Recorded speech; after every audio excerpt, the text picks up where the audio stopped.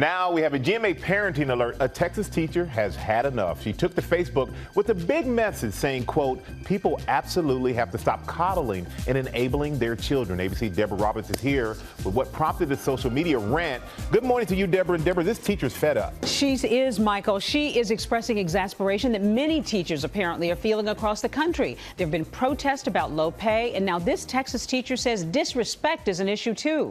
Her rant on social media has gone viral with nearly 500,000 views.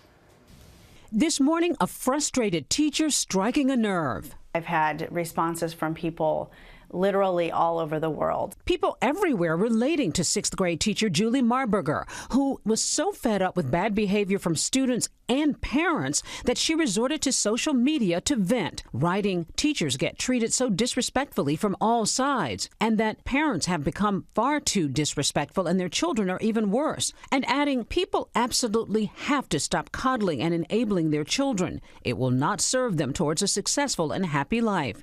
She even went so far as to share pictures of her classroom that she says displays utter disregard for school and personal property from her students. We've had pictures drawn into books that I personally bought for myself that students have drawn inappropriate pictures in or inappropriate words in. Sometimes I have students even coming and getting things off of my desk, just taking things that don't belong to them. The 45-year-old saying she felt compelled to write that post after a particularly tough day in class. I had a student who I had an issue with and decided to call his mom while at school, and she was disrespectful and rude to me on the phone in front of her son, and I actually had the class right there with me too, and they could hear what she was saying, and it was quite embarrassing.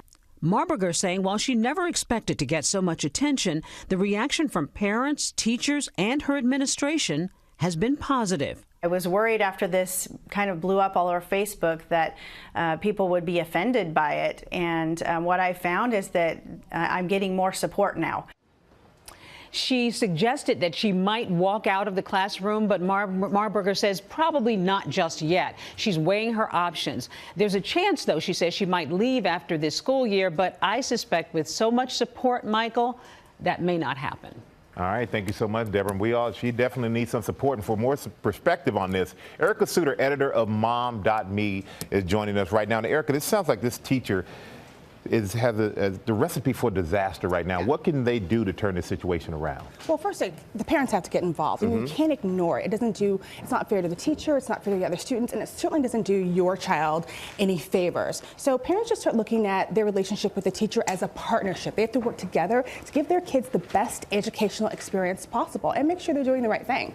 So what can parents do? I mean, you said about have a relationship with the teacher, schedule conferences maybe, bring the kid in as well, have individual conferences with the teacher? Exactly. You have to be involved. You have to ask questions to the kid, make sure they're doing everything that they should be doing, make sure that they know you are interested in their behavior at school and how they're doing at school. You also have to be proactive. When the teacher sends an email and says there's something wrong, schedule that conference and get involved and make sure you're working together. And lastly, your kid should know that there are consequences. You know, she described an instance where a parent, admonished her, was upset with her in front of the child. That tells that kid that, hey, I can get away with anything. You want to make sure your kid knows they cannot behave badly. And do you think parents sometimes let the teachers shoulder too much responsibility for their children? Yeah, look, we're overworked. Some of us are juggling multiple kids, multiple jobs. It's easy to say this is the teacher's responsibility. This is their job those 8 hours during the day, but that is not how it works. We have to take a part in our kids' education as well. Well, you're a parent 24/7. You're a parent 24/7. 365, doesn't matter. That's right.